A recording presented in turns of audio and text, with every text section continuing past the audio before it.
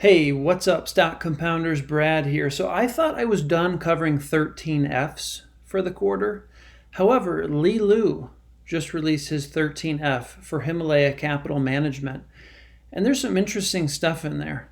But first, if you're not familiar with Li Lu, so Charlie Munger basically has his family assets in three different places. One of them is Berkshire Hathaway. One of them is Costco, and the other piece is with Li Lu through Himalaya Capital Management. Okay, so Charlie Munger really trusts this guy. And Charlie Munger, obviously one of the greatest value investors of all time. So that says a lot about Li Lu, that Charlie Munger would trust, Li Lu with his kind of family money. So let's look at the 13F for Li Lu's Himalaya Capital Management. So all we do is we go to the sec.gov website, we search Himalaya Capital Management, and I'm going to click on this 13F filed 817. So we click on that. I'm going to click this third hyperlink here. And that's going to take us to his holdings. So these are Himalaya Capital Management holdings as of June 30th of 2020. Now we've got Bank of America and Micron. Those are positions that Li Lu had last quarter, ending March 31st. Those haven't changed. So he didn't do anything with those in the second quarter. Facebook and Google or Alphabet are new. So he bought these in the second quarter. So I want to take a look at some discounted cash flow valuations for both Facebook and Google to try to get a sense of what Li Lu might be seeing in these two companies. And I just wanted to note, as of today's prices, so assuming right now, Li Lu owns the same number of shares in these four stocks. Based on today's prices, I just want to give you kind of the percentage of the fund that each of these four holdings make up. So Micron, 42% of his U.S. equities, 42%. Bank of America, 30%. Facebook, 15%. And Google, 13%. So, adding Facebook and Google, that makes up almost 30% of this U.S. equity holdings for Himalaya Capital Management. So let's look at Facebook and Google. First, we're going to look at Facebook, and I'm going to walk you through this discounted cash flow valuation that I just did this morning. So in order to determine what the value of a share of Facebook stock is, how I'm doing that, we're using a discounted cash flow valuation model, which means we're estimating what the future cash flows of the business are going to be. And then we're going to discount those back to today's value using a discount rate. So I use a discount rate of 10%. And that's basically because I know over the long term, I can get 10% returns just by investing passively into the US stock market through an index fund, through like an S&P 500 index. So I need to make at least 10% if I'm going to be investing in individual stocks, because I can make 10% passively in an index fund. So this is kind of like my opportunity cost. If I can't make 10%, I'm moving on. And then terminal value of 15. So this is essentially, once we calculate the free cash flow for year 10, we're going to assume, all right, if we wanted to sell the business at year 10, what can we get for it? And for a great business like Facebook, we can use a multiple of 15. If we're talking about a business that's not as great, more of an average business, I'm going to be using a terminal value of 10, a terminal value multiple of 10. We're going to use 15 for Facebook. And then growth rates. There's a few different ways you can estimate growth rates.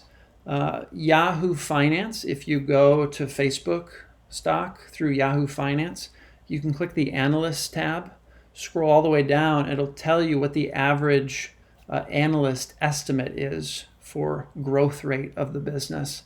Now, those are hit and miss. I'm often not very impressed by those figures. Another thing I like to do, Aswath Damodaran, the Dean of Business Valuation, he's a professor at NYU. He does a lot of valuations. And a couple of years ago, he valued both Facebook and Google. And he puts a lot of thought into what numbers he's using, particularly growth rate. So I actually used this 15% based on Aswath Damodaran's valuation, and also looking at what has revenue growth been, what has operating income growth been for Facebook over the last handful of years. And I think a 15% growth rate over the next 5 years is pretty reasonable. And then years 6 through 10, I'm tapering that down from 15 down to 3%. So this 9% is really just kind of the average from 15 to 3. So that's growth rate. To get the free cash flow, I like Morningstar for financials like this. So Morningstar trailing 12 months of free cash flow, $18.82 billion. So that's where I got that. And then same thing, Morningstar is where I got the cash and the debt that we're going to use in this valuation. So current, as of quarter 2, cash and cash equivalents for Facebook, $58.24 billion. Come down here, we get debt of $10.53 billion. You see that's rounding to 11. And then based on all of that, we have a value of equity based on the present value of future cash flows, add the cash, subtract the debt, and we have an equity of $604 billion, okay? And then we need the number of shares outstanding to figure out what is the value per share. We have the value of all of the equity. So the shares outstanding, this is including diluted shares, which is including options, warrants, basically anything that can become shares of Facebook that isn't in that form currently. So shares outstanding, 2.879 billion shares. And this is from the last quarterly report for Facebook, which to get the most direct information for that, you could just type Facebook investors, and it'll take you to the investors page of Facebook, and you can look at their financials on there. So we take 604 billion divided by 2.879 billion to get $210 per share. So that's my estimate of what Facebook stock is worth. Obviously people are going to use different discount rates, different growth rates. None of this is set in stone. Even terminal values, you might want to use a different number. But based on my assumptions, 210 is kind of my fair value for Facebook stock. Now the current price is $261 per share. In my opinion, Facebook stock, at least from my perspective, is 24% overpriced right now. The price is 24% higher than the value. But of course, Li Lu bought sometime in quarter 2. He's not buying at 261 necessarily. So the low, I'm just going to assume he got it near the low, because he's a great value investor. And I'm just curious, what is the margin of safety if we assume he bought at the low? Okay. So the low was in early April of 2020, right at the beginning of quarter 2, and that was $154 per share. So assuming, if Li Lu bought at that low of 154, according to my value of Facebook, he bought at a 27% discount to fair value. So, that's pretty compelling. So that kind of makes sense to me, why Li Lu would buy Facebook.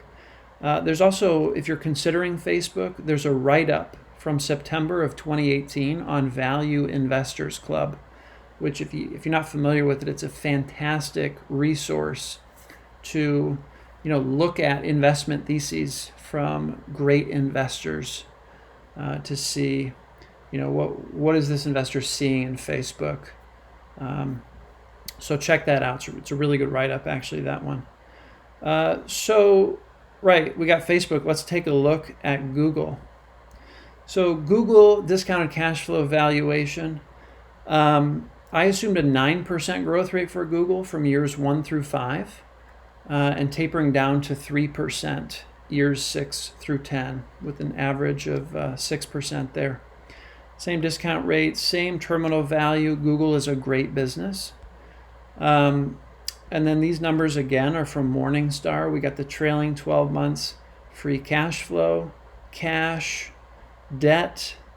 So if we consider all of those things, we have a value of equity of $761 billion. Okay. Now the shares outstanding I got again from the latest quarterly report from Google's website, and that's 687 million shares outstanding for a value per share of $1,108, somewhere around $1,100. Current price $15.18, so that's significantly higher, actually 37% higher than the value that I came up with for Google.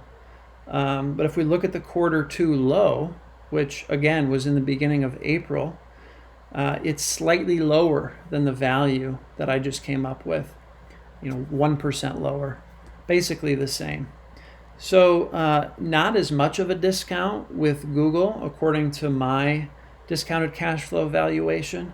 But, I'm sure Li Lu, in order for him to plow, how much should he put in?